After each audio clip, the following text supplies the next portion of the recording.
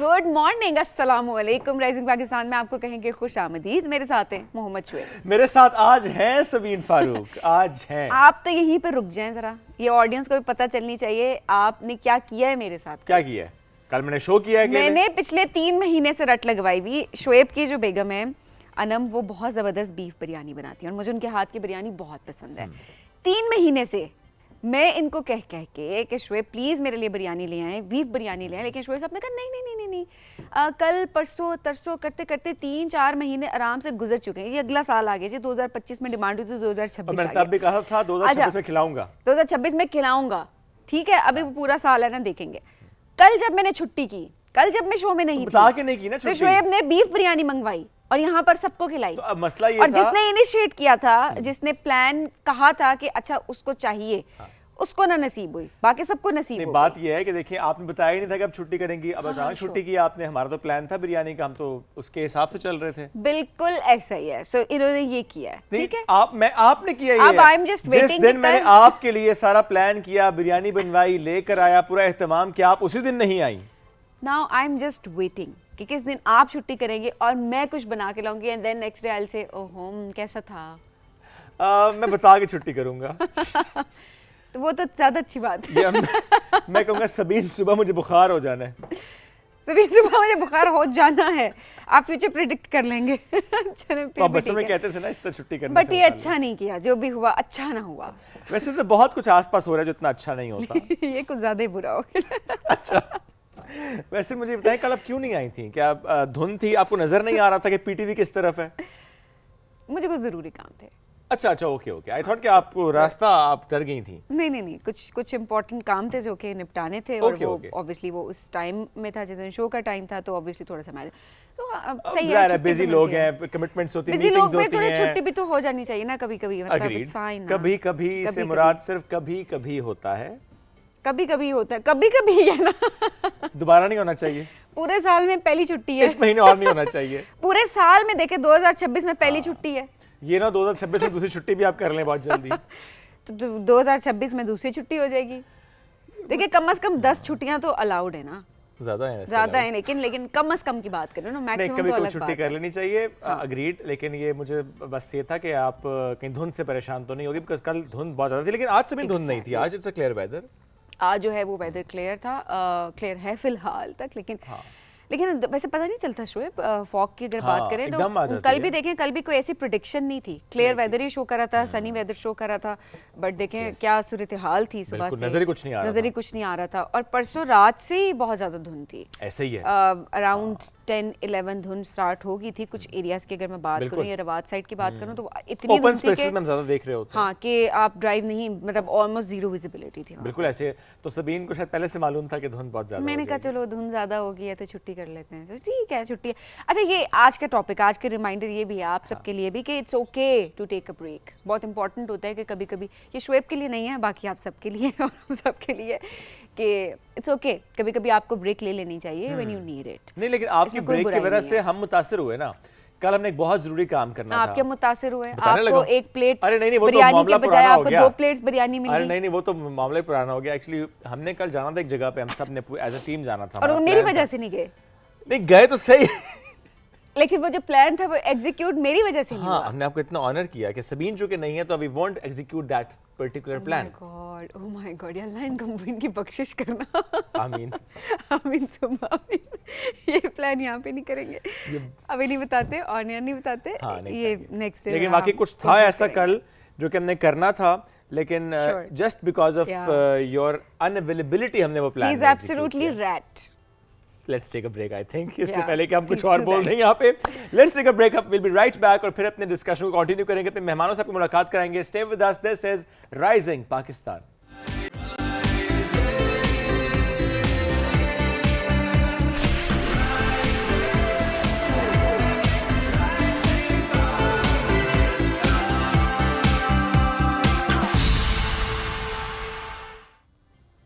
Welcome back जी Rising Pakistan में आपको कहेंगे खुश आमदीद। बहुत सारे ऐसे प्लान्स हैं जो कि मेरे माइंड में भी होते हैं, मैं उनको एग्जीक्यूट नहीं कर पाती। उसकी वजह ये होती है कि या मैं पीछे हट जाती हूँ, मैं कहती हूँ कि पता नहीं क्या होगा, लॉस ना हो जाए, या मेरे पास उसका एक्सपीरियंस नहीं होता उस तरह का, यूट्यूब से आप ठीक है बहुत सारे एक्सपीरियंस आप गेन कर पा रहे होते हैं, बट स्टिल जब आप प्रैक्टिकल इम्प्लीमेंटेशन की तरफ जाते हैं तो उसमें आपको बहुत सारे रिस्क नज़र आ रहे होते हैं.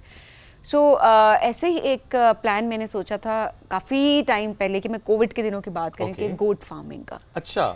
मैंने बड़ा सोचा और उसके थोड़ी वर्किंग भी की, प्लान भी किया, कुछ लोगों से बात की, बट देन मैं डर गया एज यूजुअल. ठीक है, एज यूजुअल कि रिस्क इन्वॉल्व है, पता नहीं लॉस ना हो जाए या यू नो आप नहीं वो एग्जीक्यूट आप फर्स्ट स्टेप नहीं ले पा रहे होते, तो वो पहला स्टेप मैं नहीं ले पाई. तो आज मेरे जैसे बहुत सारे लोग जो कि गोट फार्मिंग करना चाहते हैं, तो आज एक्सपीरियंस राय आपके सामने हम रखेंगे, एक्सपर्ट ओपिनियन आपके सामने रखेंगे कि किस तरह से एग्जीक्यूट किया जा सकता है और कितना प्रॉफिटेबल है ये बिजनेस, इस पर भी बात करेंगे.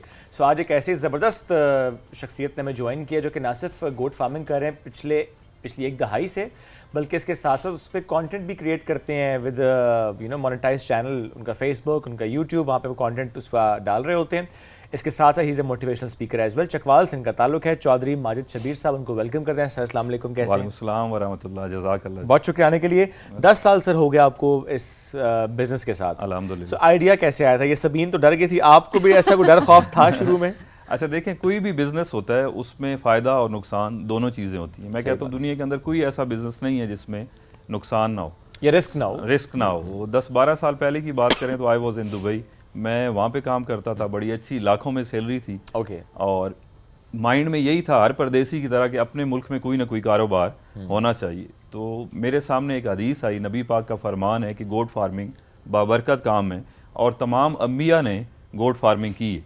तो इसकी थोड़ी फिजिबिलिटी चेक की, जो एक्सपीरियंस बंदे थे उनसे डिस्कशन की, तो अल्हम्दुलिल्लाह लाखों की नौकरी छोड़कर मैं पाकिस्तान जब आया, मुझे नहीं पता था कि मैं महीने के शायद 50,000 भी कमा सकूंगा. पर ये रिस्क लिया, छोटे पैमाने से शुरू किया, अल्हम्दुलिल्लाह साथ चीज़ें जुड़ती गई और अब 10 साल से बड़ी कामयाबी से कर रहे हैं और परदेश से ज़्यादा पैसे अपने मुल्क में कमा रहे हैं. चलें, ये बड़ी बात है. और सबसे अच्छी चीज़ ये होनी चाहिए कि किसी भी काम को छोटा नहीं समझना चाहिए. कि अक्सर लोग होते हैं ना, ये क्या काम है, ये तो फलाने लोगों का, ये मैं माइंडसेट की बात करूँ, यहाँ पे बहुत सारे लोगों का माइंडसेट आज भी है कि गोट फार्मिंग नहीं, हम तो किसी एलीट जॉब की तरफ जाएंगे. हर चीज़ जिसमें आप मेहनत शामिल होती है आपकी, उसमें बरकत होती है और वो काम अफजल होता है. इसी तरह जब मैं भी वापस आया, इसी चीज़ का मुझे भी प्रॉब्लम फेस, इवन फैमिली भी सपोर्ट नहीं करती. हमारे मुल्क के अंदर फार्मिंग को बस ऐसा समझा जा रहा है, स्पेशली गोट फार्मिंग को, खुदा ना खास्ता कोई माजूर है, पढ़ा लिखा नहीं है, किसी काम का नहीं है, इसे 4 बकरियां लेके दे दें, ये घूमता रहेगा, शाम को चरा के वापस आ जाएगा. ये हमारा माइंड सेट है. इस लेवल तक की हम फार्मिंग को समझते हैं. Proper business. अच्छा, अरबों रुपए की इंडस्ट्री है ये. मुल्क के अंदर भी बहुत डिमांड है, मुल्क से बाहर भी बहुत ज़्यादा डिमांड. बिल्कुल ऐसे ही है जी. एक बड़ा बिजनेस है, बिल्कुल है. आपने कहा स्टार्ट आपने किया बड़े छोटे पैमाने से किया, तो हम ये सवाल इसलिए भी कर रहे हैं, बहुत से लोग जो कि करना चाहते हैं उनको नहीं पता अच्छा कि हाउ टू स्टार्ट, कितनी मिनिमम इन्वेस्टमेंट से हम स्टार्ट कर पाएंगे, तो उसके हवाले से प्लीज. अच्छा देखिए, मिनिमम से तो आप चाहे एक बकरी से भी शुरू कर सकते हैं. अगर आप, अक्सर सवाल लोग करते हैं कि कितनी बकरियों से शुरू करें. अगर आप कमर्शियल लेवल की बात करें, एक फैमिली, एक घर को आप चलाना चाहें, तो एटलीस्ट आपके पास 50 बड़े साइज़ की बकरियां जो बच्चे देने के लिए रेडी हों, वो आपके पास होनी चाहिए. फिर दूसरी बात है, मैं कहता हूँ ये कैलकुलेशन करने से पहले आप देखें कि आपके पास हाउसिंग, उनको रखने के लिए शेड कितना है, जगह कितनी दरकार है, खुराक उगाने के लिए आपके पास ज़मीन कितनी है, जो बंदा आपको संभालना है, जिसने बकरियाँ संभालनी हैं, वो कितना ट्रेन है, कितनी बकरियों को संभाल सकता है, बजट आपका कितना है. तो इन सारी चीज़ों को सामने रख के आप कैलकुलेट करेंगे कितनी बकरियों से आपको शुरू करना चाहिए. लेट से आप 50 बकरी ले आते हैं, जगह आपके पास 20 बकरियां रखने की या खुराक खिलाने की आपके पास 20 बकरियों के लिए, तो वो मिसमैनेज होगा, चलेगा नहीं, उसमें नुकसान के खदशात हैं. तो जितनी आप संभाल सकते हैं, जितनी जगह है, उस हिसाब से आप स्टार्ट करें. करने को आप एक बकरी से भी शुरू करें और इतना बाबरकत काम है, इवन आप एक से भी शुरू करके 4-5 साल बाद बड़ी अच्छी पोजीशन पे जा सकते हैं. अब किसी भी काम को करने के 2 तरीके, 2 तरह की मैं कहूँगा कि इन्वेस्टमेंट है. एक इन्वेस्टमेंट है पैसा. अगर आपके पास इतना पैसा है तो आप शुरू में 50-100 बकरी ले लें, आपकी अर्निंग जल्दी स्टार्ट हो जाएगी. सही. अगर पैसा नहीं है, टाइम तो आपके पास है, आप टाइम इन्वेस्ट करें, छोटे पैमाने से शुरू करें और ग्रो कर जाएंगे. ओके. अच्छा, लेट्स सपोज अगर कोई 5 बकरियों से बिजनेस को स्टार्ट करता है, बिकॉज अक्सर लोगों को मैंने देखा उनको नॉलेज नहीं होती है, वो एक साथ इतनी बड़ी इन्वेस्टमेंट कर देते हो, फिर जब ज़ाहिर है संभालना नहीं आता, काम नहीं आता, लॉस होता है, तो फिर ऑब्वियसली आपका नुकसान हो रहा होता है. अगर कोई 10 बकरियों से स्टार्ट करना चाहता है तो वो कितना मंथली प्रॉफिट कमा सकता है अगर सही तरीके से उसको एग्जीक्यूट किया जाए? अच्छा, इसे जनरली हम इस तरह से लेते हैं कि अगर बकरी को हम मशीन समझते हैं कि ये मशीन है, इसका प्रोडक्ट बकरी का बच्चा है। एक बकरी, इनका साल 15 से 16 महीने का होता है। 15-16 महीने के अंदर एक बकरी बासानी 2 दफ़ा बच्चे दे देती। हम अज्यूम करते हैं एक दफ़ा एक बच्चा देगी, दूसरी दफ़ा 2, तो 15 महीने के आपके पास 3 बच्चे आ गए। इससे ज़्यादा हो सकते हैं, इससे कम नहीं हो सकते। शायद एक दफ़ा में बकरी 3 बच्चे दे दे।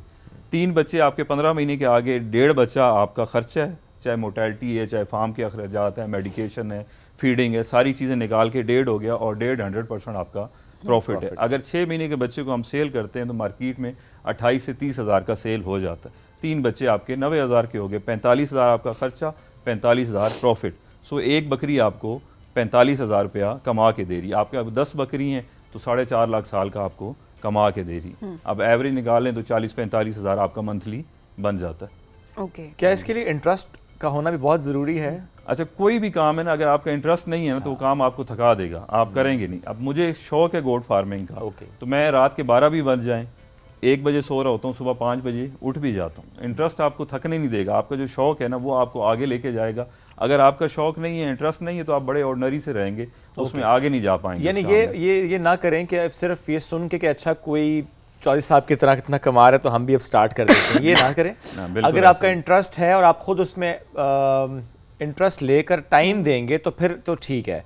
लेकिन अगर आपने सिर्फ ये सोच ले कि मेरे पास जगह भी है, मेरे पास पैसा भी है, मैं बंदे भी रख लूंगा, वो काम भी करेंगे, तो फिर काम उस तरह से नहीं चलेगा। आपको मेडिकेशन का पता होना चाहिए, आप अपने फार्म की सफाई कर सकें, आप बकरी को नहला सकें, उसका दूध निकाल सकें, उसे पकड़ी को पकड़ के चराई के लिए लेके जा सकें। ये सारे काम करने में आपको शर्म नहीं आती है। मतलब जितना आपका बच्चा है, आप बच्चे की कितनी केयर कर सकते हैं। सही बात है। बिजनेस कोई भी है, गोट फार्मिंग कोई भी बिजनेस है, आप अपने बच्चे जितनी उसकी केयर कर सकते हैं तो आप कामयाब हैं। Very true. ये आपने बहुत अहम बात की है कि अक्सर लोग होते हैं ना कि हम चलो रेस्टोरेंट ओपन कर देंगे, कुछ भी, तो बस ठीक है, वर्कर संभालते रहेंगे, वो चलता रहेगा जी, साइड बिजनेस है, वो ऐसा नहीं होता। अगर आपको सस्टेनेबल बिजनेस की तरफ जाना है तो बहुत, उसके लिए बहुत इंपॉर्टेंट चीज़ ये है कि आपने खुद से उसके अंदर इन्वॉल्व होना है। आपको हर चीज, अगर आपने रेस्टोरेंट ओपन करना है, आपको खुद पहले खाना पकाना आना चाहिए, उसके बाद आप रेस्टोरेंट ओपन करेंगे, या कम से कम आपको इतना नॉलेज होना चाहिए कि आपने मैनेज किस तरीके से करना है। खाना पकाने में फौरन आपने ऐसे बोल के देखा, इसलिए तो मैंने रेस्टोरेंट ओपन नहीं किया। एक हफ्ते तक मुझे कहेगी कि यार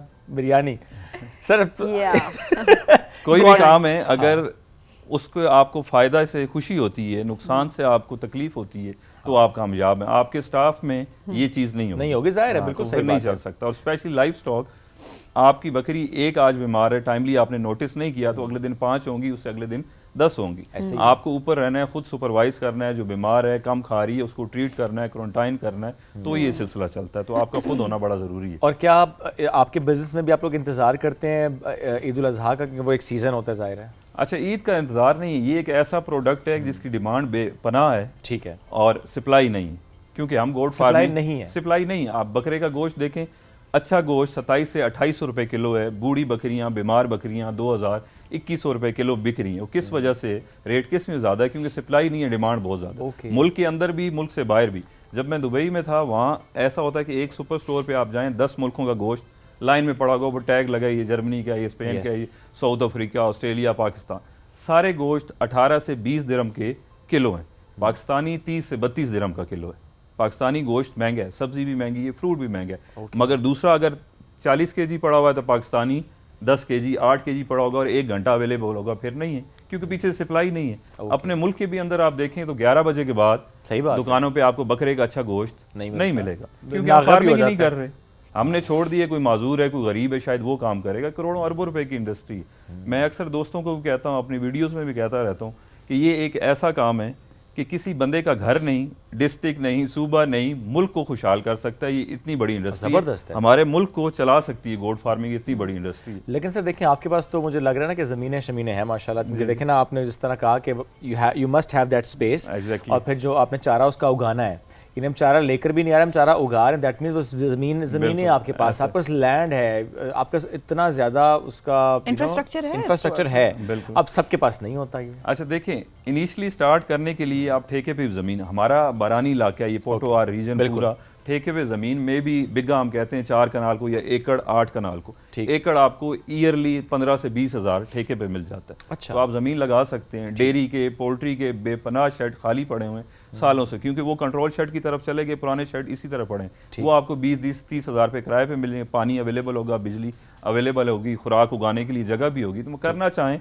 तो अपॉर्चुनिटीज बहुत है, ना करना चाहें तो फिर बहाने फिर हजार हैं। बहाने तो बहुत क्या कोई अगर आपसे कांटेक्ट करे कि आप हमें सिखाएं तो आप उसे ये सर्विस भी देते हैं? ऑलरेडी वी आर दे डूइंग रहे हैं। दैट जी, अच्छा, कर रहे हैं हम, लगवा के दे रहे हैं वीडियोस के थ्रू भी कर रहे हैं। Okay. फिजिकली लोग हमें विजिट करते हैं, उन्हें भी हम ट्रेन करते हैं। एक Okay. ऑनलाइन ट्रेनिंग का सिलसिला भी हमने अच्छा। स्टार्ट किया हुआ है, तो हर तरीके से समझा रहे हैं। अच्छा, इवन हमारे चैनल पे हाँ। आपके सवाल ज़हन में 100 सवाल हो या 1000 सवाल हो गोट फार्मिंग से रिलेटेड, वीडियोस में आपको उसका जवाब मिलेगा। ओके जी अच्छा, लोग इंटरेस्ट लेते हैं, मतलब मैं इस पर्सपेक्टिव से पूछ रही हूँ कि खवातीन वो भी आगे आ रही होती हैं बेपनाह है जी और हमारे फिर कोई पास। आपके पास सक्सेस स्टोरीज हैं जिन्होंने आपसे सीखा, आपकी वीडियो से सीख के एग्जीक्यूट किया और फिर आपको बताया हजारों हो हैं कि जी, हम हजारों ओह, हैं। माशाअल्लाह। अच्छा, हजारों जबरदस्त। हैं, और हमारे सारे व्यूअर और कस्टमर वो हैं जो बाय प्रोफेशन कुछ और हैं। कोई पॉलिटिशियन है, कोई इंजीनियर है, कोई डॉक्टर है, कोई एक्टर है, ये सारे लोग हैं जो गोट फार्मिंग की तरफ आ रहे हैं, स्पेशली कोरोना के बाद। क्योंकि कोरोना में दुनिया की तेजी एकदम रुक गई, सब चीज़ की कमी, जिसकी शॉर्टेज थी खाने की खुराक की, जो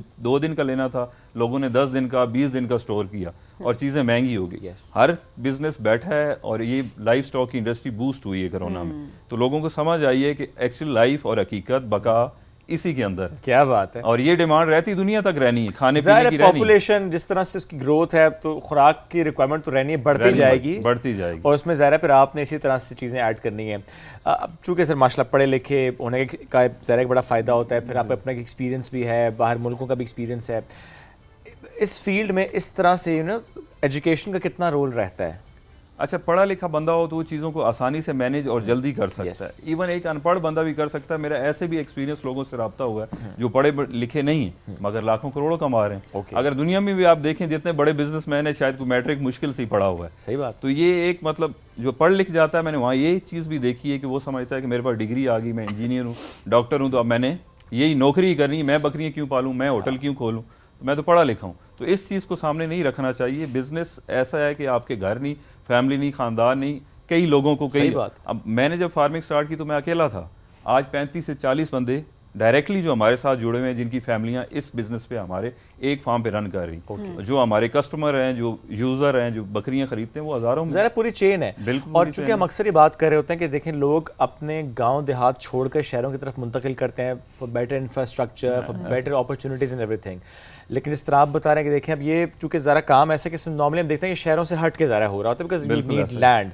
तो अगर यही होता रहे तो लोग शिफ्ट भी नहीं करेंगे फ्रॉम विलेजेस। अब ये ट्रेंड चेंज हो गया जी। पहले मैंने स्टडी की कराची में, मेरे पेरेंट्स वालिद उधर मुझे ले गए अच्छे तरीके से पढ़ जाएं। अब वो कल्चर, वो टाइम चला गया। अब गांव के अंदर शहरों के नज़दीक है, ट्रांसपोर्ट हो गए, रोड बन गए, स्कूल अच्छे हैं, हॉस्पिटल अच्छे हैं, पानी है, बिजली है, गैस है, तो वो चीज़ चलेगी। अब शहरों के लोग जो हैं वो गांव देहात में मूव हो रहे हैं। सही बात है। वो हमारे पास जो विजिटर आते हैं वो बैठते हैं, बोलते हैं आप तो जन्नत में बैठे हुए हैं। शहरों की लाइफ अब बिजी है, लोग थक चुके हैं शहरों से। अब तो हाउसिंग सोसाइटियाँ आप देख लें, मीलों दूर शहर से बन रही, लोग कंफर्टेबल हैं।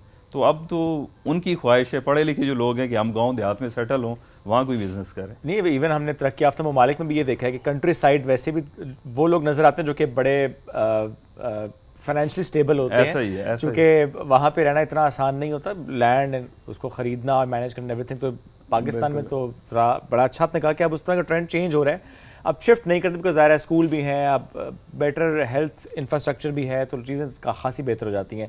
आपका जो कंटेंट है वो किस तरह से प्लान करते हैं? वो सारा एजुकेशनल पर्पस का होता है, लोगों को गाइड कर रहे होते हैं उसमें, या उसमें और किस तरह का कंटेंट? अच्छा, बेसिकली चैनल स्टार्ट करने का कंटेंट का रीज़न, ये पर्पस यही था कि लोगों को, जब मैंने गोट फार्मिंग स्टार्ट की तो मुझे इन्फॉर्मेशन इतनी नहीं मिली। पाकिस्तान से नहीं मिली, साउथ अफ्रीका में बड़ी अच्छी फार्मिंग हो रही है, ऑस्ट्रेलिया में हो रही है, हमारे पड़ोसी मुल्क में हो रही है। तो उनकी वीडियोस के थ्रू जहाँ से मुझे जो मवाद मिला मैंने उसे स्टडी किया। तो मेरा पर्पज़ ये था कि कोई नया बंदा गोट फार्मिंग मेरी तरह अगर आना चाहे, काम करना चाहे, तो उसे एक प्लेटफॉर्म से सारी इन्फॉर्मेशन मिले। तो उसको सामने रखते हुए जो जो चीज़ें मैंने सीखी वो एज इट इज़ मैंने एक्सप्लेन करना शुरू होगी। अल्हम्दुलिल्लाह वो है कि अल्लाह ताला कहता है कि आप लोगों के लिए आसानी पैदा करें तो मैं आपके लिए पैदा कर दूंगा। मैंने लोगों के लिए आसानी पैदा, वही मेरा बिजनेस डेवलप हो गया, वही हमारे कस्टमर बन गए। अब जो नया बंदा फार्मिंग स्टार्ट करना चाहता है वो बकरियां परचेज करने के लिए हमारे पास आता है कि ये हमें गाइड भी करेंगे, इनसे हमें गाइडेंस भी मिल रही है। सही। तो अल्हम्दुलिल्लाह इस पर्पस को सामने रख के लेके चलें और अच्छा रिजल्ट। सर अब पूरे दिन की रूटीन तो बताएं अपनी क्या होती है? सुबह जाग के फार्म पे जी, सिंध वाली साइड पे, बावल नगर वाली साइड पे, मतलब जहाँ जहाँ बकरी हैं वहाँ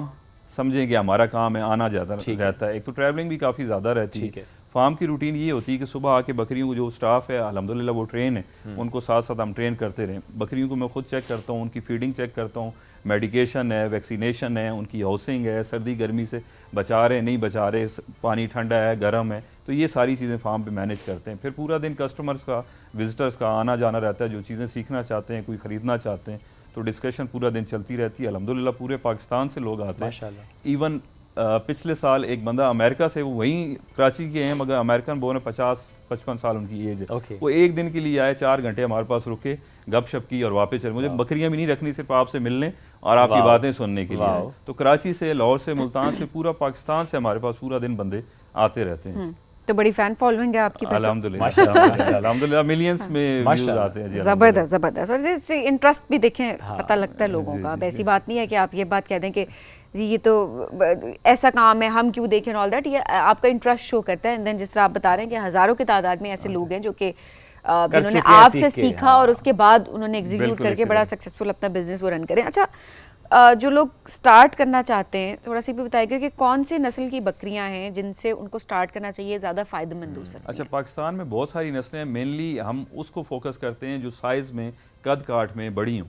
बेसिकली गोश्त की इंडस्ट्री है, हमें गोश्त के हिसाब से कोई भी नस्ल है वो बेचनी, जो कम टाइम में ज़्यादा वेट गेन करेगी वो आइडियल है, वो प्रॉफिटेबल है। तो इसमें हम मक्खी चीनी कहते हैं, एक बीतल नस्ल है, सिंध की नस्ल है, पटेरी है, सिंधी गुलाबी है। ये 4 नस्लें ऐसी हैं कि पूरे पाकिस्तान में किसी जगह बासानी रखी जा सकती है, नई खुराक पे, नए मौसम में, नए एडजस्ट हो जाती है। क्योंकि हमने तारीफ तो सुनी है राजनपुरी बकरों की।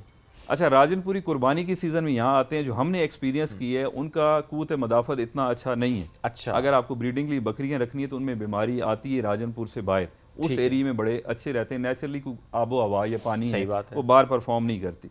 बीतल, पटेरी, सिंधी गुलाबी, हर जगह पाल सकते हैं, जहाँ मर्जी आप रखें किसी एरिया में। और इनके बच्चे भी हैं, वो कम टाइम में 5-6 महीने में 10-12 किलो गोश्त निकाल जाते हैं। यही मार्केट की डिमांड है, लोकली भी, इंटरनेशनली भी। जिस बकरी में से 12-13 किलो गोश्त निकल आए वो ठीक है। अगर साइज़ में बड़ा हो जाए तो गोश्त भी नरम नहीं रहता, गलता नहीं है, और उसके टेस्ट में फ़र्क आ जाता है। और क्या बकरी के दूध की भी उतनी ही रिक्वायरमेंट है पाकिस्तान में? अच्छा, अगर रिक्वायरमेंट या मार्केट की बात की जाए तो आपके पास इस्लामाबाद में बकरी का दूध 1100 रुपये किलो है। हमारा शहर किलो, हमारा शहर छोटा है, 800 रुपये किलो है, मिलता नहीं है। मगर दूसरी तरफ देखें तो बकरी का दूध हम पाकिस्तानी दवाई समझ के पीते हैं, शफा समझ के पीते हैं कि डॉक्टर ने कह दिया तो बड़ा अच्छा है। हमारा टेस्ट डेवलप नहीं है, गाय भैंस की दूध की तरह हम पीते नहीं। तो अगर आपके पास हो तो बिक सकता है, मगर अगर आप बकरियों के दूध को सामने रख के इसकी फिजिबिलिटी बनाएं तो ये प्रॉफिटेबल नहीं है, क्योंकि बकरी कम 2-3 महीने दूध देगी, प्रेग्नेंट हो जाएगी, फिर उसका दूध ठीक है, ज़्यादा बेहतर है कि आप उसको ज़्यादा है गोश्त के लिए। इंडस्ट्री बेसिकली डिमांड भी गोश्त की है। ठीक है जी जी। और ज़बरदस्त। तो आपने कभी सोचा कि अच्छा बकरियों से हट के गाय भैंस की तरफ भी और पोल्ट्री की तरफ भी और इसको एक्सटेंड करें, या आपको लगता है कि नहीं इसी पे फोकस्ड है? अच्छा, सारे काम अच्छे हैं, मगर ये इंडस्ट्री इतनी बड़ी है कि हम यहाँ ही पूरे नहीं पढ़ रहे, हमारे पास टाइम ही नहीं होता। यही काम इतना है, जितना आप बढ़ाते जाएं बढ़ेगा। हम समझते हैं कि शायद अभी बहुत गुंजाइश है जो हमने करना है। इवन आप 1000 बकरी पाल लें तो आपके एरिया की एक दुकान की नीड को आप पूरा नहीं कर सकते। 1000 बकरी का मतलब है कि साल का आपके पास 2400-2500 बच्चा आएगा। एक अच्छी चलती दुकान किसी एरिया की, छोटे शहर की, उस पर 10 से 12 बकरे दिन के लग जाते हैं, जिनका वजन 10 से 12 किलो गोश्त निकले। एक दुकान की रिक्वायरमेंट है 3500 से 3600 बकरा साल का। तो आप 1000 बकरी पाल के एक दुकान की जरूरत को पूरा नहीं कर सकते, इतनी बड़ी इंडस्ट्री। क्या बात है। कितने बकरे हैं सर आपके पास? हमारे पास अल्हम्दुलिल्लाह 1100-1200 बकरियां बकरे हैं। माशाल्लाह माशाल्लाह। ज़रा विद टाइम ज़रा आप निकल सेल हो रहे होते हैं, आप सेल कर रहे हैं, पूरा साल ही चलता रहता है। ओके, पूरा साल इस तरह से चलता रहता है और पूरा दिन आपका यहीं लग जाता है। अल्हम्दुलिल्लाह जी। तो ये खुशनसीबी हम समझते हैं कि कुछ और करने की जरूरत ही नहीं, कुछ और करने की जरूरत नहीं है। तो ये होता है ना कि हम अक्सर कहते हैं जी हमारी जॉब बहुत टफ है, हमारी रूटीन बहुत टफ है, हमारा बिजनेस बहुत टाइम डिमांडिंग है, हम ड्रेन हो जाते हैं, हम फैमिली को टाइम नहीं दे पाते। तो आपके केस में क्या होता है? अच्छा, बिजनेस में बंदा आज़ाद है। जॉब करने वाले बंदे के लिए तो बिजनेस बहुत आसान है। जॉब में तो आपको टाइम है, आपने वॉशरूम भी जाना है तो पूछ के जाना है, बता के जाना है, जस्टिफाई करना है। मैं जब बाहर था ये हुआ ऐसा कि आप किधर थे 10 मिनट से, अच्छा वॉशरूम गया था, 10 मिनट कौन वॉशरूम में लगाता है? तो इसका भी जवाब आपको देना पड़ता है। बीमार है तो भी आपको सफाई देनी है, मेडिकल रिपोर्ट देनी है। यहाँ तो आप आज़ाद हैं, फ्रीडम है। मेरा जॉब लाखों की छोड़ के यहाँ आने का, एक लग्जरी लाइफ को छोड़ के गोट फार्म स्टार्ट करने का मकसद यही था कि एक फ्रीडम हो, या आज़ादी। आज मैं इधर बैठा हूँ, मेरी मर्जी है, मैं काम पे जाऊँ ना जाऊँ, जो मर्जी करूँ। बेशक ऐसे ही है। जॉब में आपको ये नहीं होता, जॉब में ये फ्रीडम वाकई नहीं होता। फ्रीडम नहीं है। आप क्या होगा, लाख सैलरी है 1.5 लाख हो जाएगी, 10 साल बाद 2 लाख हो जाएगी, 3 लाख हो जाएगी बस। और महंगाई 100% बढ़ेगी, सैलरी 5% बढ़ेगी। तो बिजनेस में आप अपने हिसाब से जितना ऐड करना चाहें, जितना फैलाना चाहें, हम हमेशा भी यंगस्टर्स को भी हम यही कहते हैं कि आप एंटरप्रेन्योरशिप की तरफ जाएं। बहुत ज़रूरी है कि आप जॉब क्रिएटर बने। ये इम्पॉर्टेंट है कि आपने जॉब्स क्रिएट करनी है, और ऑब्वियसली इससे पाकिस्तान की इकोनॉमी कितनी बूस्ट होगी, ये हमें ज़रूर माइंड में रखना चाहिए थ्रू आउट। सब बहुत शुक्रिया प्रोग्राम में ज्वाइन करने के लिए, बहुत अच्छा लगा आपसे मुलाकात करके, एंड बहुत मोटिवेट हुए बहुत सारे लोग। आई एम श्योर आप ज़रूर बताइएगा कि आप लोगों ने कोई बिजनेस, ये गोट फार्मिंग भी एट द सेम टाइम, और कोई बिजनेस जो आपने स्टार्ट किया हो छोटे लेवल पे एंड देन बड़ा आप कामयाब बिजनेस अभी रन कर रहे हो, तो अपनी स्टोरीज हमसे शेयर ज़रूर करें। हम आपको इस प्रोग्राम में दावत भी देंगे, आपकी कहानी भी सुनेंगे, और आपके मैसेजेस भी प्रोग्राम में शामिल ज़रूर करेंगे। हम बढ़ेंगे एक ब्रेक के जाने। Stay with us.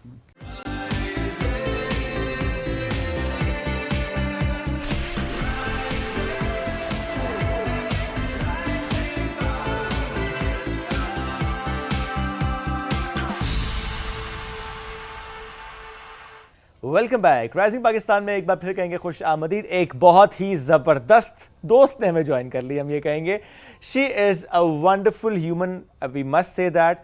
आप टीवी होस्टिंग की बात करें, आप शेफ़ की बात करें, आप मेकअप की बात करें, आप स्टाइल की बात करें, आप ट्रैवल की बात करें, यू जस्ट नेम इट। बंदा कहता है क्या क्या करती हैं ये, मल्टीटास्किंग करने पे यकीन रखती हैं, लेकिन एट द सेम टाइम हर काम को परफेक्शन के साथ करने पर भी वो बिलीव रखती हैं। यानी वो कहते हैं ना, ये नहीं कि बस आपका दिल कर दो आपने कर लिया, नो, सर्टिफिकेशंस के साथ प्रोफेशनली उसको लेकर चलना, बहुत अच्छे अंदाज से लेकर चलना, और इस सब के साथ अपने आप को फिट रखना, स्मार्ट रखना, एक्टिव रखना, एनर्जेटिक रखना, पॉजिटिव रखना, शाइनिंग रखना। ये है Nazia Malik. She is in Islamabad. तो हमने कहा कि why not in Rising Pakistan, then let's welcome her. अस्सलाम वालेकुम। वालेकुम अस्सलाम, क्या हाल है? जबरदस्त। Thank you so much for lovely lovely lovely intro. Wow भाई। वैसे तो मैं इंप्रेस आप दोनों से हुई, अरे नहीं, लेकिन it's thank you so much for coming. जी कैसा चल रहा है आजकल? कैसा चल रहा है यार? जब मैं इस्लामाबाद आती हूँ ना, I feel so good because of the nature. I am very much found of nature. इतना मुझे अच्छा लगता है, मुझे दरख्तों को देख के बहुत अच्छा लगता है। आज मैं दरख्तों को देख के चीज़ सोच रही थी जब सुबह आ रही थी। मैंने कहा मुझे ऐसे लगता है दरख्त मेरे बहुत अच्छे दोस्त हैं, क्योंकि मेरा बहुत ख्याल रखते हैं, मुझे ऑक्सीजन देते हैं, मुझे ये अच्छा फील कराते हैं। सो आई थिंक सबको ही इनको अपना दोस्त बनाना चाहिए, और दरख्तों से प्यार करते हुए इनको अपने घरों में उगाना चाहिए। इसमें कोई शक नहीं। और वैसे कराची से इस्लामाबाद आने के बाद ना चीज़ ज़्यादा फील होती है ना, ये बहुत नहीं, मैं वैसे भी, मैं तो इतना इस्लामाबाद आती हूँ कि अब तो मुझे बहुत ज़्यादा फील होता है। मुझे वास्ट डिफरेंस नज़र आता है कराची और यहाँ का। एक तरफ कंक्रीट का जंगल है, हाँ, और एक तरफ या कंक्रीट के अलावा मैं बुराई नहीं करना चाह रही हूँ, but we need to fix lots of things. लेकिन देखिए ये नॉट जस्ट कराची, तो हम देखें ग्लोबली बात करें ना, जहाँ जहाँ पे शहरों में हम देखते हैं आबादी बढ़ती है, वहाँ पे इसी तरह से हम देखते हैं एग्जैक्टली। आज में जहाँ पे भी कंक्रीट ज़्यादा, कंक्रीट का जंगल है, मैं तो वहाँ से मुझे कहते हैं ना, वहाँ पे मैं कहूँगी नहीं रह सकती मैं। मुझे आप किसी ऐसी जगह जो बिल्कुल वो गांव टाइप का अर्बन हो, मैं वहाँ पे चली जाऊँगी जहाँ पे दरख्त हो। एक जगह मैंने देखी, चाइना, यार मैंने वहाँ पे जो है ना सॉरी ये अर्बन फॉरेस्ट देखे हैं वहाँ पे हैं, और इतने वहाँ पर जंगलात हैं, और वहाँ पे उन्होंने सिटी के अंदर ही जो है ना बहुत बड़ी बड़ी बेल्ट्स बनाई हुई हैं दरख्तों की, स्पेस डेडिकेट की हुई है। इतना मुझे अच्छा लगा वहाँ पर। वो मुझे लगा था कि मैं यहाँ पे अर्बन जो है ना, कंक्रीट का भी जंगल और वैसे भी जंगल है। आई थिंक आप वहाँ पे स्प्रिंग सीजन में गई थी?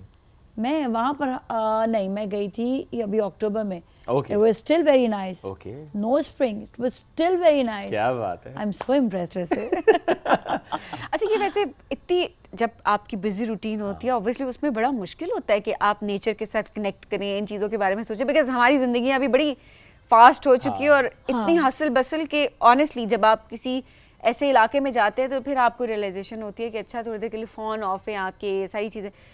ये किस तरह से ग्रेटफुल होना, नेचर से कनेक्ट करना, ये कितना इम्पोर्टेंट होता है यार? शायद मैं ना, हम लोग जिस तरह बचपन में रहे हैं ना, we used to live it, जब मतलब मैं पैदा ही मलिक कैंट में हुई थी, विच इज़ इन कराची। तो वहाँ पर उस ज़माने में जब मैं पैदा हुई तो बहुत जंगल दरख्त थे। बिल्कुल सही। मे बी इस वजह से हमने हमेशा से अपनी ज़िंदगी में दरख्तों से बड़े करीब हम रहे हैं, और नेचर से बहुत करीब रहे। तो अब जब नेचर से दूर जा रहे हैं ना तो वो अच्छा नहीं लग रहा, क्योंकि जो आपका बचपन में जिस तरह आप बॉटअप करेंगे बच्चे को, आप उसी तरह ही आपकी लाइफ चलेगी। No doubt. तो मे बी दैट्स वाई हमें हर चीज़ में हमें हमारी कनेक्शन है नेचर के साथ। Very true. और हमें इस चीज़ को नहीं भूलना चाहिए कि अल्लाह ताला ने हमें ये नेचर दी है। ये नेचर इसलिए दी है कि हमारे अपनी भलाई के लिए। तो हमें इंसान की बनाई हुई चीज़ों की तरफ बहुत ज़्यादा जाते हैं, तो उसके साथ जो अल्लाह ने हमें नेचुरल चीज़ें उसका ख्याल रखे, बल्कि उसको हमें उसको अपने साथ शामिल रखना चाहिए। बहुत दुरुस्त बात है, कोएग्जिस्टेंस है ना। एग्जैक्टली नेचर को देखे कितना अच्छा लगता है। आप देखिए जितने राइटर्स हैं वो पहाड़ों पे जाके लिख रहे होते हैं, वो लिख रहे होते हैं, कहते हैं हमें नेचर आमद ही वहाँ हो रही होती है। हाँ, जितने क्रिएटिव लोग हैं उनका ये होता है कि बाकी आपको फीलिंग्स आती हैं। एक आर्टिस्ट है, पेंटर है, वो वहाँ जाके अच्छा फील करता है। तो जिसके अंदर भी वो फीलिंग्स होंगी ना, वो जो अपने अंदर से कोई एक नई क्रिएटिविटी लाना चाहेगा, वो हमेशा नेचर से करीब रहना चाहिए। कोई शक नहीं है। Very true. अच्छा जी नाजिया, आप रूटीन जरा बताएं। इतनी सारी चीजों को मैनेज करना, जिस तरह शोएब ने बताया है, मेकअप है, फिटनेस है, at the same time hosting है, ट्रैवलिंग है, किस तरीके से मैनेज करती हैं और टॉप प्रायोरिटी किस चीज़ को दी हुई है? देखिए, टॉप प्रायोरिटी नेचुरली आपकी बात ये होती है कि आपको अपने काम को और फैमिली को देनी पड़ती है, फिर ट्रैवलिंग उसके बाद आती है। तो आपको टाइम मैनेज इस तरह करना, और ट्रैवलिंग भी ज़रूरी है। अच्छा, कोई मुझे कहता है ना चलो यार इंटरनेशनल ट्रैवलिंग करते हैं, मैं इंटरनेशनल ट्रैवलिंग सिर्फ उस वक्त करती हूँ जो मुझे काम होता है। सही है। क्योंकि मुझे ऐसा लगता है वहाँ जाकर मुझे वो फील याद, आप चले गए मॉल्स में, चले गए आप इधर चले गए, जो मुझे फील चाहिए होती है ना, दैट इज़ माई पाकिस्तान। वो भी नॉर्थ। यस, मैं वहाँ जाकर जो फील हासिल करती हूँ ना, वो मुझे जो आपको ज़रूरत होती है, तो वो तो मेरा एक है कि साल में 2 से 3 मरतबा मुझे नॉर्थ की तरफ जाना ही जाना है, to promote my country, travelling भी, और साथ साथ ये कि मुझे खुद भी बहुत अच्छा फील होता है। अच्छा, जहाँ पर टाइम मैनेजमेंट की बात होती है ना, टाइम मैनेजमेंट आपके लिए सबसे इम्पोर्टेंट इस तरह से हो जाता है कि सुबह आपको अपने को पुश करना पड़ता है। सुबह उठना है, मुझे जिम के लिए जाना है या मुझे वॉक के लिए जाना है, तो आपको उठना है और आपको ये काम करना है। अच्छा, समटाइम्स ये होता है कि क्योंकि डाइट वाला खाना आपके लिए कोई नहीं बना सकता, आप किसी भी शेफ़ को रख लेंगे, वो आपके माइंड तक पहुंच ही नहीं सकता। So sometimes I have to cook my food as well. सही है। मेरे हस्बैंड का भी यही है, उनको भी बहुत डाइट वाला खाना, हम दोनों फिर इसी में लगे रहते हैं पूरे दिन में कि डाइट वाला खाना कैसे खाएंगे। अच्छा, फिर आपका ये है कि काम भी होता है। सीरियसली बताऊं मैं कि हमारे साथ कभी कभार, मेरे साथ स्पेशली ये हो जाता है कि मुझे एक आध चीज़ को स्किप करना पड़ता है। अब जिस तरह I have my makeups and then I have shoots, तो अगर मेरे शूट्स हैं तो मुझे मेकअप स्किप करना पड़ेगा, अगर मेकअप है तो मुझे शूट स्किप करना पड़ेगा। अब जिस तरह कभी कभार ऐसा भी हो जाता है, मुझे कुछ नए हेयर स्टाइल्स जो उनको बनाने पड़ते हैं, उनको मतलब प्रैक्टिस करनी पड़ती है। कब समटाइम मुझे उनको स्किप करना पड़ता है, समटाइम मुझे उनको प्रायोरिटी देनी पड़ती है। तो बड़ी सारी चीज़ें आपको स्किप करनी पड़ती हैं, आपको उनको प्रायोरिटी देनी पड़ती है। रूटीन नहीं है फिर ना? हाँ, फिर एक स्पेसिफिक रूटीन नहीं होती, लेकिन दोनों काम ज़रूरी हैं। आजकल का माहौल ऐसा नहीं है कि मैं वेट करूं जी अक्टूबर है, कोई शादियां आए तो मैं मेकअप करूं, नहीं, फिर मैं हाथ पे हाथ रख के नहीं बैठ सकती। I need to do shoots as well, I need to do social media में कोई काम, आपको ये चीज़ें करनी, मुझे सोशल मीडिया को भी एक्टिव रखना पड़ता है। ठीक, सही बात है। अब आजकल तो ये बड़ी ज़रूरी, ये बहुत ज़्यादा ज़रूरी है। अल्लाह, मुझे कभी लगता है यार क्या मुश्किल है, ये एक एक्स्ट्रा काम क्यों है, मुझे एक्स्ट्रा काम लेकिन आप काम नहीं कर रहे हैं, फिर लोगों को बताना भी ये कर रही हो। हाँ, और फिर जो है वो फिल्टर की दुनिया में अपने आप को मनवाना, क्योंकि आजकल मेकअप की बात की जाए तो मेकअप आपके पोर्स भी दिखेंगे, मेकअप करेंगे आप, आपकी स्किन जो है वो क्रैकी भी होगी, ड्राई भी है, रिंकल्स भी नजर आएंगे, पता लगेगा कि आपने मेकअप किया हुआ है। हाँ। बट आजकल वो जो फिल्टर वाला मेकअप, में बड़े बड़े मेकअप आर्टिस्ट को देख रही हूँ कि आप उनका नॉर्मल मेकअप देखें तो इट्स डिफरेंट, एंड देन जब आप फिल्टर होता है, फिल्टर वाला मेकअप आप सोशल मीडिया पे, या फिल्टर ना भी कहें तो लाइट्स इस तरह से कि आपको लगता है, और फिर लोग जाते हैं अपॉइंटमेंट लेते हैं, डिसअपॉइंट हो गया। सो ट्रू, कितनी अच्छी तुमने Is it बात कही है। difficult? हाँ, लेकिन ये कि मैं पता है कि मेरे अंदर एक अपनी चीज़ भी है।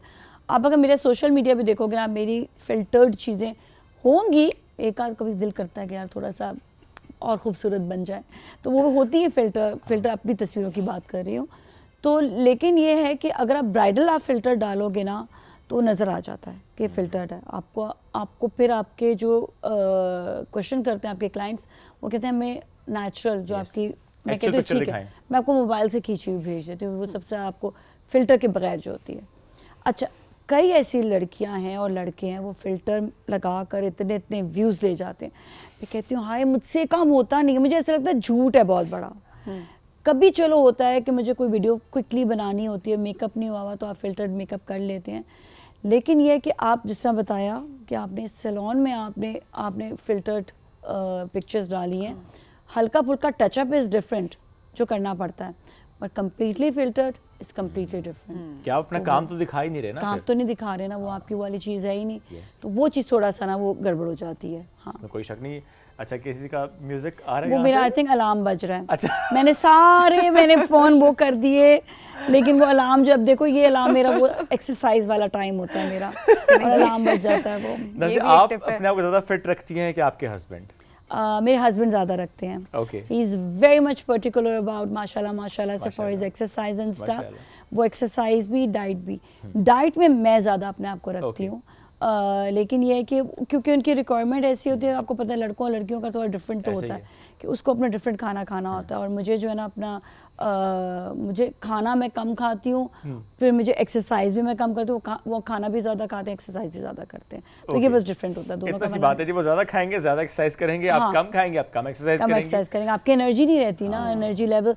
लेकिन वो आपके अपनी, मैं कहती हूँ दोनों लड़का और लड़की की अपनी अपनी बॉडी अपनी रिक्वायरमेंट्स होती हैं। अब लड़का लड़की नहीं, इवन हर इंडिविजुअल की अपनी रिक्वायरमेंट होती है। एज भी होती है, Age पता भी है। होती है। पता है बाज़ बार मैंने देखा है वो जुम्बा Age करा पे आपने रहे मुझे होते क्यों हैं। देखा है? नहीं, क्या मतलब है, तुम तो भी नहीं, इतने हमेशा age is just a number. आपकी उम्र ही क्या है अभी? हाँ, सिर्फ sweet चाहिए। है। एज वो है जितना आप दिखते हो, आपकी एज आपकी हेल्थ है। हाँ। अगर आपके ऑर्गन्स आपके बचपन से ही आपने ख़राब कर दिए हैं, आपने इतना शुगर खा लिया है कि आपके जो है आपको डायबिटीज कुछ हो होते गई, हैं तो लोग ना, that means छोटे कि- से होता है लेकिन बुढ़ी रूह होती है उनके अंदर ना।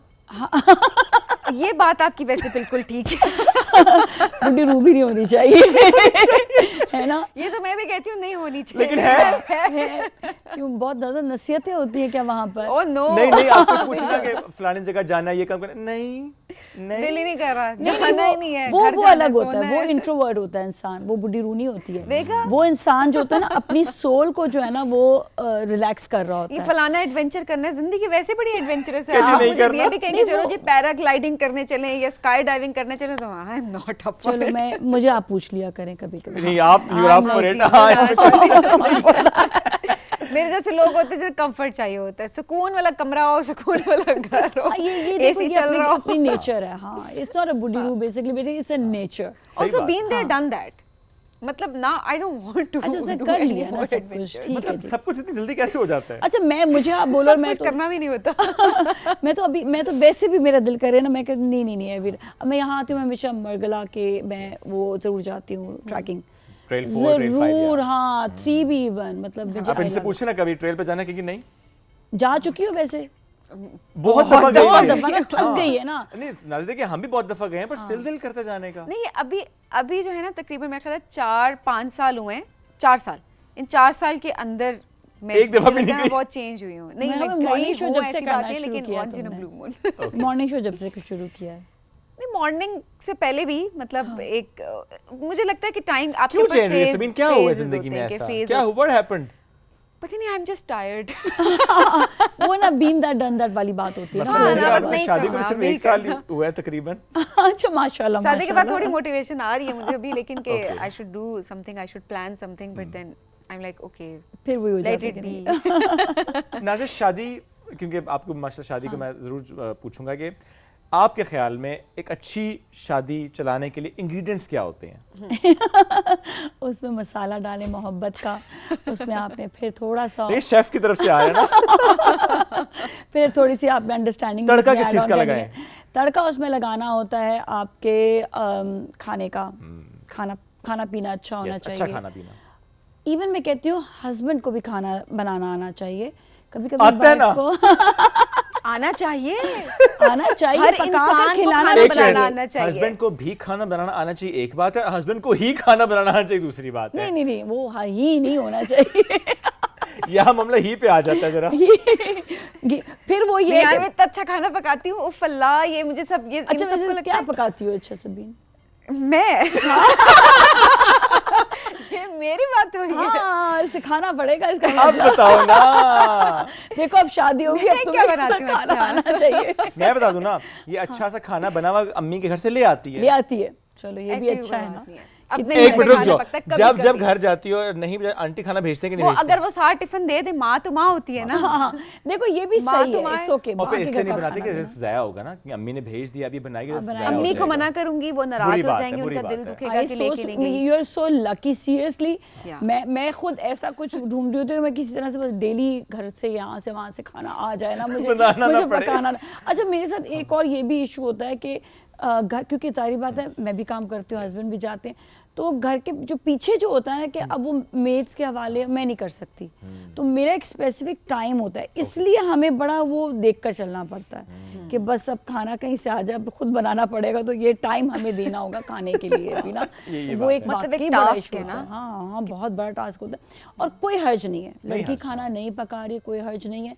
लेकिन जो उसकी रिस्पॉन्सिबिलिटी है, देखो वो अम्मी रिस्पॉन्सिबिलिटी इसकी पूरी कर रही है, लेकिन जो रिस्पॉन्सिबिलिटी है वो ज़रूर पूरी करनी चाहिए। ये कहना कि नहीं यार ये क्या, अगर नहीं आता तो नहीं आता, भाई कई लोग मेड्स रख सकते हैं, ठीक है, अगर नहीं रख सकते तो फिर क्या करेंगे, फिर खुद तो आना चाहिए आना ना। चाहिए। ऑल्सो मुझे एक लगता है कि हमने बहुत ज़्यादा शादी को ना, स्पेशली खातून के पर्सपेक्टिव, हमने खाने के साथ ना शादी को बहुत हाँ, लिंक ये कर दिया that's है ना। true. वैसे- अच्छा, हमारी जो रूटीन है ना पूरे दिन की, अगर हम देखें तो वो होता है शादी से पहले भी खाना पकाना आता है, सबसे पहला सवाल लड़की से स्पेशली जो किया जाता है। उसके बाद भी जब आप शादी के रूटीन में, तो जो कौन पकाता है, मतलब पकाने से ऊपर शादी मतलब एक बहुत बड़ी रिस्पॉन्सिबिलिटी दूसरे तरीके से भी है कि आपके ऊपर ओवरऑल भी Overall बहुत रिस्पॉन्सिबिलिटी सारी आती है, एक रिश्ते की responsibilities होती हैं। रिस्पॉन्सिबिलिटी होती है, इसको आप बहुत अच्छे से लेके चलते हैं।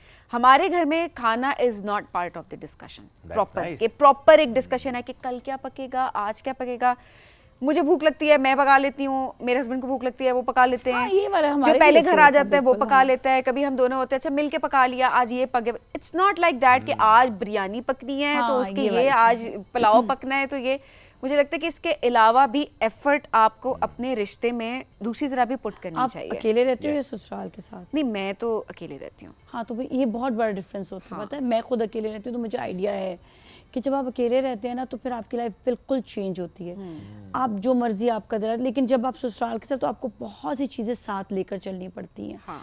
वहाँ पर फिर आपका ये होता है कि आपने ये काम किया, आपने ये काम किया, आपने इस तरह किया, आपने ये नहीं किया, आपने ये नहीं जरा किया। family है ना, तो वो एक हाँ, फैमिली ज़्यादा को लोग आपको हैं। फिर लेकर चलना होता है। एंड आई मस्ट से कि मैं कहती हूँ आप लोग साथ भी रहें और अपने अपने किचन जो है ना वो अलहदा कर लें। किचन एक बहुत बड़ा मसला होता है, मैं सीरियसली बताऊँ। हाँ, ये मैं देखा भी है बहुत और सी मेरा जगहों तो पर। मैं सच्ची बताऊँ तो हमारा ये इसलिए होता है खाने का कि क्या खाना है क्या नहीं खाना, फिर अगेन वो डाइट की वजह से कि हमें जो है ये डाइट वाला खाना है, अब बाहर से नहीं मंगा सकते, ये ला कर देंगे इसमें तेल ज़्यादा होगा, कौन सा ऑयल यूज़ किया है, नहीं ये भी नहीं, अब अच्छा ऑयल इतना सा होना चाहिए। समटाइम्स मेरे हस्बैंड पूछते हैं आज ऑयल खाने में डाला या नहीं डाला, मैं कहती हूँ नहीं बॉयल पकाया था। सीरियसली मैं तो कढ़ाई भी बॉयल करके उसके अंदर जो है ना टमाटर वगैरह डाल के लेकिन मसाला आप ऑयल बहुत कम इस्तेमाल करती हैं। ऑयल मेरे खानों में ऑयल नहीं होता, बिल्कुल नहीं।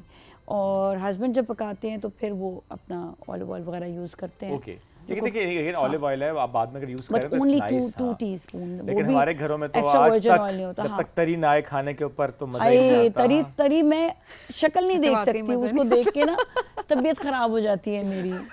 सीरियसली क्या कहा तुमने? मैंने कहा वाकई मजा नहीं आता जब तक अच्छा तेल का तड़का ना लगा। हमारे इसके अंदर माँ वाली रूह है ना, माएँ हमारी स्पेशली ना, जब तक खाने में तरी ना हो तो कहते हैं मजा ही नहीं आ रहा। मजा ही नहीं आता। हाँ, ये बात है। खैर हम लोग आदत ही नहीं रही, हमारा पूरे फैमिली को अब आदत नहीं रही। तरी को बहुत देख के अच्छी कुछ चीज, होता है। बहुत अच्छी Yes, चीज no है doubt, ये। it's very healthy Very routine. healthy. I really wish and hope कि पूरे पाकिस्तान में हर घर में ये चीज़ें हों कि ये तरी वाला मामला भी हट जाए, ये तेल कम से कम इस्तेमाल हो। मतलब महीने में अब 2-3 बॉटल्स आ रही होती हैं घरों में। हमारी Literally. तो मतलब बॉटल जो है ऑलिव ऑयल की भी अगर होती तो बहुत 2-3 महीने बाद आती है। हम बहुत पैसे बचाते हैं, हमारे घर चीनी भी नहीं होती है, शुगर भी अच्छा नहीं देखिए होता है। पैसे अच्छी बाकी बात है। पैसे भी कितने पैसे बचते हैं, बचते हैं, आपकी हेल्थ अच्छी रहती है ना। कितना मैंने कहा बजट आपका कितना अच्छा मैनेज हो जाता है ना, हाँ, क्योंकि देखिए जब oil आप तो- ये चीजें नहीं खाते तो बाहर के खाने भी कम हो जाते हैं, Exactly. क्योंकि आप घर का बना खाना खा रहे हाँ, हैं, एंड देन खाया कम नहीं जाता इंग्रेडिएंट्स, बाहर कम बिल्कुल। लेकिन अब देखिए नाज़िया, कोई आपको दावत पे बुलाएगा तो वो क्या करेगा?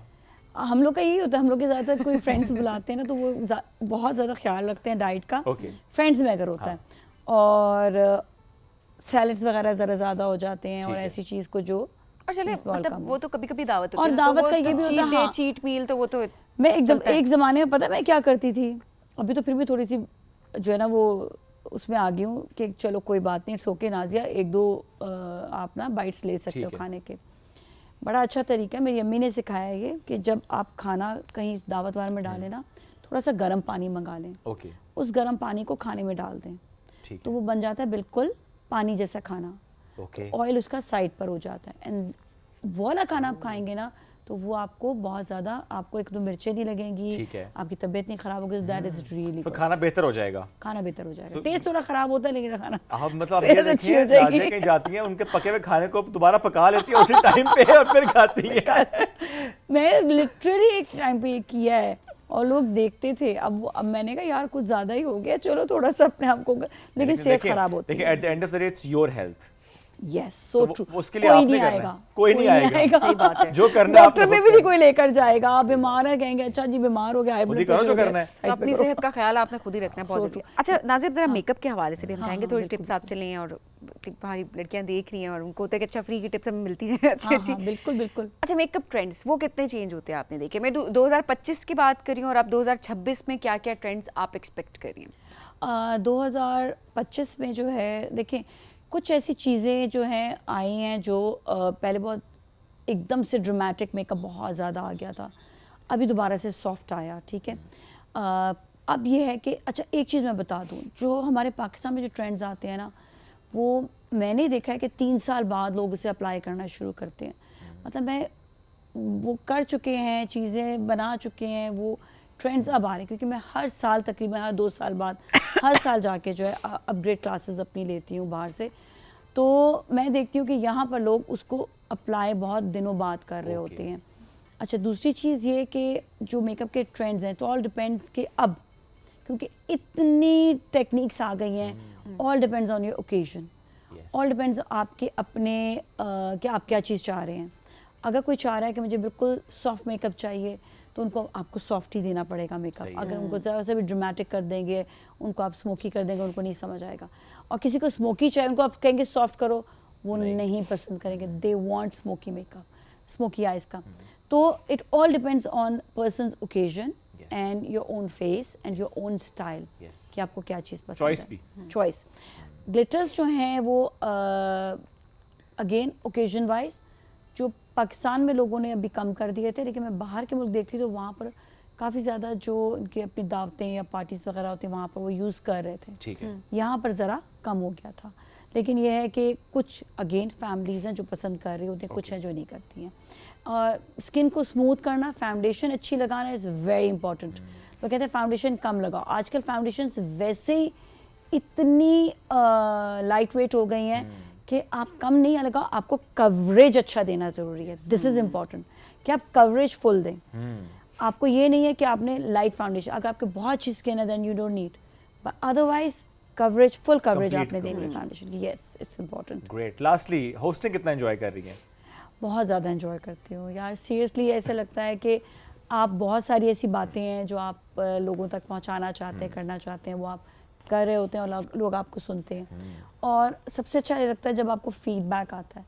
मैंने ड्रामाज इसीलिए ज़्यादा नहीं किए, एक तो अपने बिजनेस की वजह से बहुत ज़्यादा इफेक्ट होता है, दूसरा ये कि मुझे होस्टिंग बहुत पसंद है।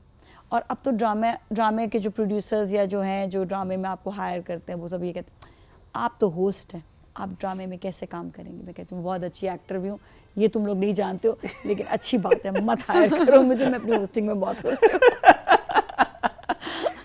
Lovely.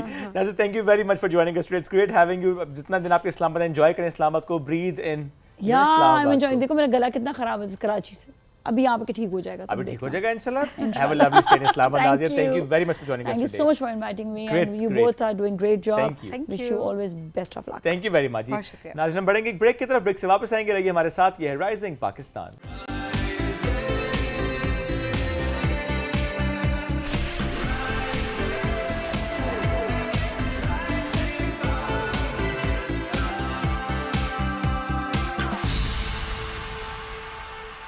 Welcome back. आज हमारे इस शो में एक बड़ी बाहिम्मत, बड़ी बासलाहियत जो खातून उन्होंने ज्वाइन किया है, लाइबा शराज इनका नाम है, ताल्लुक़ इनका मानसरा से, रहती पेशावर में है।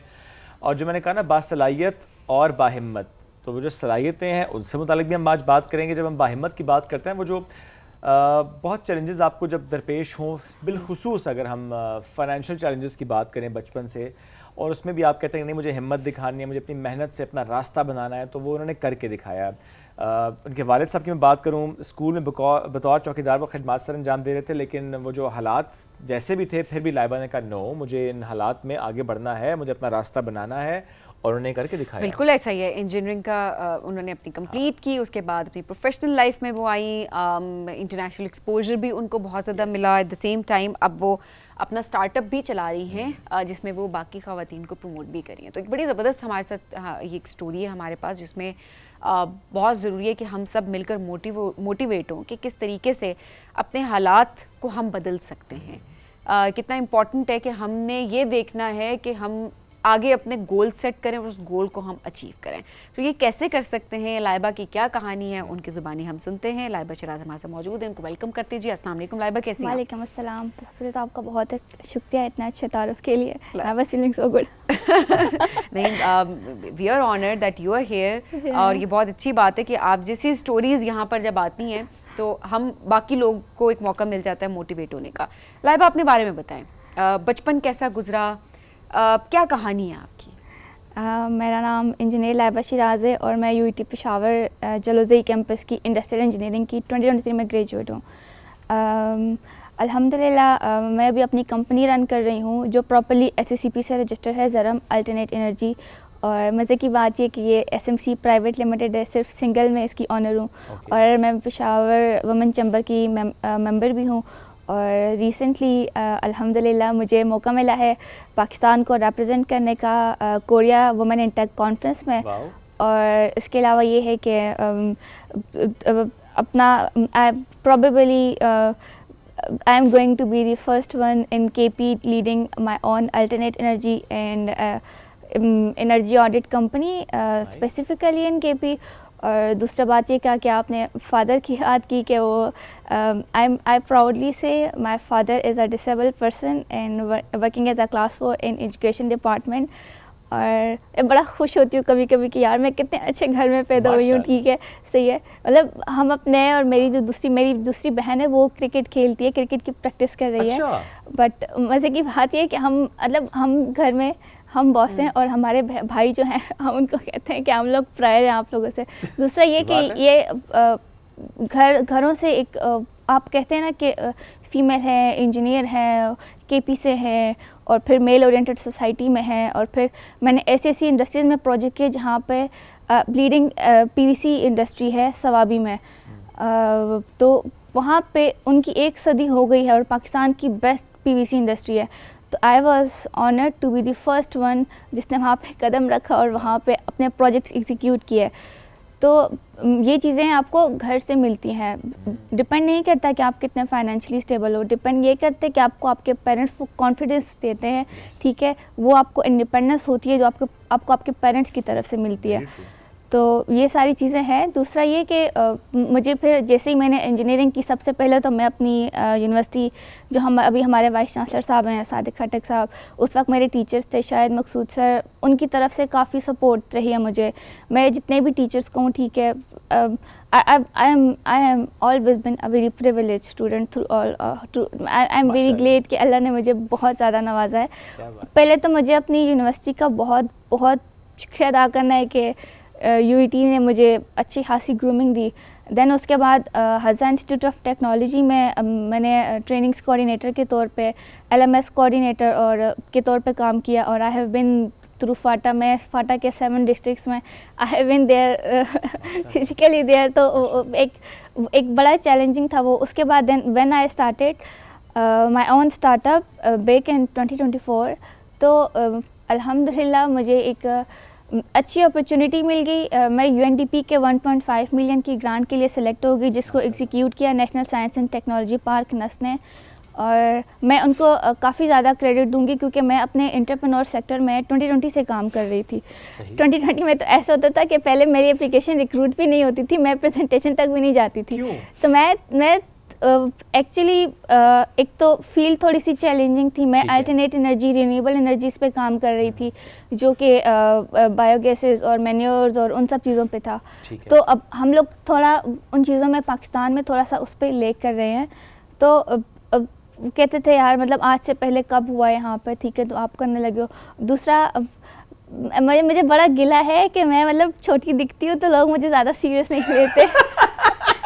अच्छा ये बात सही है अच्छा वैसे। ये आपने बड़े मतलब लाइटर नोट पे बात की है, लाइट अंदाज में, बट ये हाँ, बड़ा हमारे issue है। यंगस्टर्स का बहुत बड़ा मसला है। उनके लिए बहुत बड़ा चैलेंज है ये, क्योंकि जब भी वो कहीं जाती हैं कि अपने लिए कोई मौके तलाश करें, कहीं पर कोई अपॉर्चुनिटी है उसको टैप करें, वाकई हमारी सीनियर्स ये कहते हैं ये कल के बच्चे ये हमें क्या सिखाएंगे, या इतनी बड़ी ग्रांट उनको कैसे हम दे दें। हाँ। ये होता है आपके साथ? तो मुझे आपके मतलब इंटरव्यू से स्टार्ट से पहले मैं सोच रही थी मैं क्या अपनी अचीवमेंट्स बताऊंगी। हाँ। फिर मैंने खुद से बात की, मैंने कहा मेरे लिए जो सबसे बड़ी मेरी अचीवमेंट है थ्रू आउट दीज ईयर्स 2019 से 2025 2026 तक, मैंने सिर्फ सरवाइव कर लिया, यही मेरी बड़ी अचीवमेंट है। ठीक है, मुझे अब ये बात समझ नहीं आ रही कि मैं किस तरह बयान करूँ, मैं कैसे कहूँ। जहाँ कहीं हम लोग जाते हैं, ठीक है, अब ये बात अनयूजुअल भी है कि 24 ईयर्स और कुछ टाइम की लड़की इस तरह का स्टार्टअप डेवलप करे और इस तरह की फील्ड में काम करे, अनयूजुअल है, बट इम्पॉसिबल तो नहीं है। ठीक है, और दूसरा ये कि जिस रूम में हम लोग जाते हैं, ठीक है, तो मेरी बाकी सब लोगों से ये रिक्वेस्ट भी है, स्पेशली मेल से और स्पेशली फीमेल से है, कि जिस रूम में मैं एंटर होती हूँ कहते हैं यार मतलब हमारा ये तो बच्ची है, ठीक है, कल की बच्ची है, ठीक है। तो लिटरली जो पहला कॉन्सेप्ट जो जाता है ना, लोग कहते हैं कि यार ये तो कल के बच्चे हैं, ठीक है, सही है, तो हाँ लड़की है ना, क्यों नहीं, आगे तो आएगी, ठीक है। तो वो जो स्ट्रगल है अब वो कहीं भी नहीं शो हो रही, कहीं भी नहीं दिख रही। तो अब मतलब मेरा क्यूट होना और मेरा यंगर होना मेरी ये प्लस पॉइंट होना चाहिए, बट पाकिस्तान मतलब पता नहीं यहाँ ऐसा क्यों नहीं होता, वो चीज़ नेगेटिव इम्पैक्ट में जा रही है, यार ये तो लड़की है ना इसलिए ये आगे जा रही है। ठीक है, एक यंग होना बड़ा मसला है जी, और एक क्यूट होना बड़ा मसला है। ठीक है, ये आप देख लें। ये प्लस पॉइंट, आई थिंक ये प्लस पॉइंट होना चाहिए। बट एक बंदा एक इंटेलिजेंट मतलब कोई भी बंदा काबिल मेहनती वही हो सकता है जो बस क्या तो काफी एजेड है, या तो उसका बड़ा एक्सपीरियंस होगा, ठीक है, या उसके सफेद बाल होंगे, ठीक है, या वो आंटी होगी, ठीक है, सही है। तो मुझे लगता है कि यही तो उम्र होती है असल काम करने की, क्योंकि इस एज में आपकी मैरिड लाइफ नहीं होती, आपके बच्चे नहीं होते। तो आप जितने ज़्यादा फेलियर्स होंगे उतना ज़्यादा आपका एक्सपीरियंस ऐड होगा और उतने ज़्यादा आपके पास लेवरेज होगी, आपके पास रिस्क लेने का एक चांस होगा ना, आपके पास वो स्पेस है कि आप रिस्क ले सकते हैं। But then when you have a family, तो उसके बाद आपके लिए रिस्क लेना बड़ा मुश्किल हो जाता है बहुत सारी आप फैमिली को संभालें, मुझे लगता है वो एक सबसे बड़ा काम है। तो ये चीज़ें होती हैं। ओके। लैबा, वैसे ये कितनी बार हुआ कि आप किसी ऐसी मीटिंग में, किसी ऐसी गैदरिंग में, किसी ऐसी जगह पे मौजूद है जहाँ पे बहुत आपके काम से मुतालिक बात होनी है और वो हो रही है या वो आपने प्रेजेंट करनी है, और कान में एक आवाज़ आती है, लैबा आप बहुत क्यूट हैं? ये मैं थक गई हूँ इस चीज़ से, लिटरली। मैं कभी कभी सोचती हूँ कि मतलब जितनी मेहनत मैं करती हूँ, ठीक है, जिस फैमिली बैकग्राउंड से मैं हूँ, ठीक है, मेरी फैमिली में मुझसे पहले कोई भी इंजीनियर नहीं है, मुझसे पहले किसी की कंपनी नहीं है, बल्कि उस पूरे रीजन में इस तरह का कोई भी नहीं होगा। ठीक है, मैं ये नहीं कहती कि कोई नहीं है, बहुत लोग मुझसे ज़्यादा अच्छी तकरीरें कर सकते हैं, मुझसे अच्छी बातें कर सकते हैं, मुझसे अच्छा काम कर सकते हैं, बट वाई दे आर लेकिन क्योंकि उनको अपॉर्चुनिटीज़ नहीं मिली, उनको मेरे वाले पेरेंट्स नहीं मिले, उनको मेरे वाले टीचर्स नहीं मिले, मेरे वाला कॉलेज नहीं मिला, मेरी वाली यूनिवर्सिटी नहीं मिली, तो वो इस पॉइंट तक नहीं पहुँच पाए। मैं इसलिए पहुंच गई हूँ क्योंकि एक तो मुझे अल्लाह का खास करम है और पेरेंट्स की दुआएं भी हैं।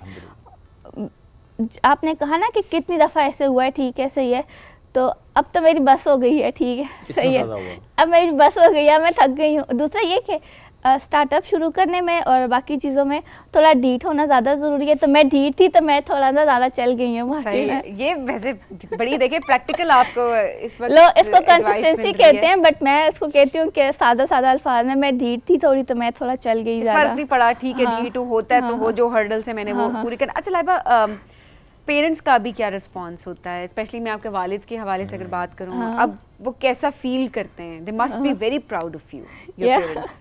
दे are very proud of you. वो मुझे जिस तरह आप मतलब बाहर जाओ ठीक है, बड़ी वैल्यू होती है ये वो, घर में कोई इज्जत नहीं होती भाई, घर में कोई सीरियस नहीं लेता। घर में भी serious नहीं लेते। Literally- आखिरी बार अम्मा से मार कब पड़ी? है सच बताऊं, सच बताओ। 1 महीने पहले किस बात पे? अपने गंदे या गंदे flying चप्पल से चप्पल? उन्होंने मुझे मारा। चप्पल देगा? चप्पल से मारा। एक्चुअली मतलब मैं बचपन से वो थोड़ा लड़कों की तरह रही हूँ, ठीक है, बॉयज़ में तो मेरा ये होता था कि मतलब मैं कहीं भी जाऊँ अपने कपड़ों शपड़ों का ख्याल व्याल नहीं करती थी, बस ऐਵੇਂ मुँह उठा के बस मैं चली जाती हूँ, ठीक है।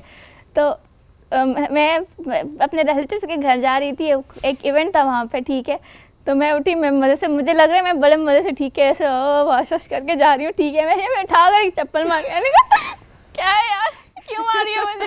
कहती है तुम्हारा हुलिया देखो ये जाने वाला है, ठीक है। तो आपकी अम्मी अबू बहन भाई ठीक है उस तरह नहीं है, घर की मुर्गी दाल बराबर। हाँ। तो अब मैं आपको अपने छोटे भाई का किस्सा करती हूँ, हिजर। तो वो मेरे ऑफिस आया, लास्ट ईयर की बात है। तो मैं वज़ू के लिए, मैंने तो वज़ू के लिए जाना था, तो मुझे ऑफिस बॉय ने चप्पल भी ला दी है, ठीक है। तो पानी, मुझे इवन के पानी भी ला दिया, चाय भी ला दी, ठीक है। तो he was laughing at me, ठीक है। उसने घर कॉल की, कहता है जो घर, जिसको घर में कोई मुंह नहीं लगाता, ठीक है, जो हमें चाय बना के देती है घर में, इसको उधर सब मैडम मैडम बोल रहे हैं, पानी भी ला के दे रहे हैं, खाना भी ला के दे रहे हैं, चाय भी ला के दे रहे हैं, ठीक है। और वो हंसे जा रहा था इस बात से मेरे। तो घर में कोई सीरियस नहीं लेता मुझे। बहन भाई और ये ठीक है। जरा रिश्ते हैं ही हाँ। ऐसे, और वाकई हाँ। ऐसा होता है कि घर की मुर्गी दाल बराबर हाँ। होती है। I have went through Korea, मैंने यूएनडीपी में अवार्ड लिया, ठीक है, ऐसे ही है। अपनी कंपनी मैंने इस्टेब्लिश की, पहले भी मेरी पीटीवी पे मीडिया अपीयरेंसेस हैं, ठीक है। But I think it's blessed to be belonging to that family, क्योंकि उनको पता ही नहीं होता कि मतलब ये किस तरह, ठीक है, सही है। वो उनको इन प्रोटोकॉल्स की आदत नहीं होती। सादा से लोग होते हैं, सुबह 5 वक्त की नमाज़ पढ़ते हैं, रात को 9 बजे तो वो सो जाते हैं, सुबह 6 बजे उनकी सुबह होती है। तो इस जो हमारी वाली लाइफ है इससे बिल्कुल डिफरेंट होती है, ठीक है। आई थिंक ये थोड़ा पीसफुल भी है, और ये आपको ना थोड़ा आपको ग्राउंडेड भी रखते हैं, हम्बल रखते हैं, हाँ, very true। ग्राउंडेड रखते हैं। हाँ। आपको औकात से बाहर नहीं होने देते। नहीं तो वो आपके केस में ये नहीं हुआ जब आपने कहा मैं कोरिया जा रही, तो आप घर वालों ने कहा अच्छा ये मैडम कोरिया जाएंगी अब? हाँ। लिटरली दे वर लाइक, ठीक है, मैं उनको वीडियोस भेज रही हूँ, ठीक, तो बहन भाई कहते हैं वही वाली शक्ल है, बस भी थोड़ी जगह चेंज हुई है, वही चीज़ है, ठीक है। लिटरली मतलब कोई आपको इस तरह नहीं लेता, और मुझे ये चीज़ें थोड़ी सी अच्छी भी लगती हैं, ठीक है, सही है, क्योंकि वो फॉर्मेलिटीज़ नहीं होती, वो प्रोटोकॉल्स नहीं होते, they are real as they are. Exactly, वो फेक तो चलें आप Yes. बाहर भी हो ही जा, मैं Yes. फेक नहीं कहूँगी, बिकॉज हर जगह पे हाँ। एक उसका एक डेकोरम होता है, और आप डिफरेंट रोल्स में Yes. होते हैं, तो वो भी एक रोल है, घर में भी आपका एक रोल है, तो आई think it's fine. Chappal same so है। मैंने इसीलिए बचपन में मैंने कहा अम्मा से मार कर, क्योंकि अम्मी के चप्पल जो है वो ज़्यादा आ रहे होते हैं। लाइबा, ऐसी कौन सी ख्वाहिश है जो अभी आपने, आपके माइंड में है कि ये ख्वाहिश मैंने अपनी पूरी करनी है, या अपनी हो सकती है या आपके पेरेंट्स की हो सकती है? मेरे लोग मुझे सीरियस लें, नहीं, हम आपको ना मुझे seriously सीरियस ले रहे लें, ठीक है, मैं बड़ी हो गई हूँ, ठीक है, मैं छोटी दिखती हूँ, मुझे काम आता है, मैं काम कर सकती हूँ, I am technically very safe and sound, ठीक है। हाँ। और दूसरा ये कि घर वाले थोड़ा सा ज़्यादा सीरियस लें, जरूरी खाना है। लाइटर नो, नहीं, मैं ठीक थोड़ा है। मटेरियलिस्टिक, मैं किसी ख्वाहिश की बात करी थी, कोई कुछ लोगों का प्लान होता है मेरी कि बड़ी ख्वाहिश है कि मुझे नोबेल प्राइज मिले, क्योंकि सही। When I was in Korea I was representing Pakistan at women in tech conference in Korea, ठीक है। उनके NIA सेंटर और उनके UN वुमेन के सेंटर और उनकी ईवा यूनिवर्सिटी और इन सारी जगहों पे मैं गई हूँ, तो मुझे ये रियलाइज़ हुआ है we people are not less in anything. अब मुझसे उन्होंने पूछा कि आप क्यों जा रही हो, आई लिटरली सेड कि मैंने इस ग्रांट के लिए अप्लाई किया है और मेरा सोल पर्पज़ ये है कि अपने मुल्क में दोबारा मनी लाना है, कोई का कि ये ग्रांट लाना है। तो हम वहाँ पे यंगर लोगों पे ज़्यादा बिलीफ होता है, ज़्यादा ट्रस्ट होता है, यहाँ पे थोड़ी सी वो चीज़ लेक करती है। दूसरा ये कि मेरा तो मैं आई हैव डिसाइडेड कि मैंने नोबेल प्राइज़ लेना है, मैं टेलीविज़न पे लाइव कह रही हूँ and I'm going to make it, inshallah. इंशाल्लाह Inshallah, इंशाल्लाह जी, inshallah. क्यों नहीं जितना आप enthusiastic है तो you will get it इंशाल्लाह। Laiba, thank you very much. जिस तरह का माशाल्लाह आप काम कर रही हैं, we're so proud of you। Thank you so At much. this age, वाकई में दुरुस्त कहा कि इस एज पे इतना कुछ अचीव करना है, इस पे तो लोगों को बहुत अप्रिशिएट करना चाहिए, बजाय से कि आप सीरियसली ना लें किसी को कि just because of your appearance की, चूंकि आप छोटे लगते हैं तो आपने इतना कुछ कैसे कर लिया होगा। और आपने बहुत लाइटर अंदाज से बहुत चीज़ों को बयान किया यहाँ पे, क्योंकि वाकई हम देखते हैं अपने आसपास कि आपकी लुक्स को लेकर बहुत से लोग एक राय कायम कर रहे होते हैं, हालांकि आपका जो काम है वो सबसे ज़्यादा ज़रूरी होता है, उस पर चीज़ें डिफाइन होनी चाहिए। Exactly. Once again, thank you so much, Thank you and so I much. wish कि आपको नोबेल प्राइज मिले। इंशाल्लाह इंशाल्लाह। नाज़रीन, इसी के साथ आपसे लेंगे इजाज़त, और लाइबा की फैमिली के लिए प्लीज़ सीरियस लें उनको, और आंटी चप्पल अब थोड़ा छुपा दें, अब लाइबा बड़ी हो गई हैं, नो मोर चप्पल। हम तशद्दुद को प्रमोट नहीं करते। आपसे लेंगे इजाज़त, दोबारा मुलाकात कल करेंगे। अल्लाह हाफ़िज़।